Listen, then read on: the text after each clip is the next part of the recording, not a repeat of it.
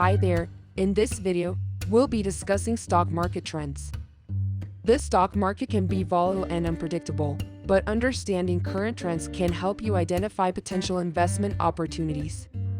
Here are some tips for analyzing stock market trends. Follow economic indicators. Keep track of indicators such as GDP growth, inflation, and interest rates, as these can impact the overall health of the economy and the stock market. Identify sector trends. Certain sectors, such as technology or healthcare, may be experiencing growth or decline that could impact individual stocks within those sectors. Analyze individual stocks.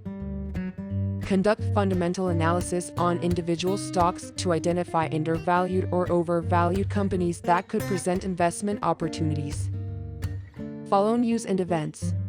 Keep up to date on news and events that could impact the stock market, such as earnings reports, mergers and acquisitions, and geopolitical events. Use technical analysis. Analyze charts and technical indicators to identify potential trading opportunities and confirm your investment decisions.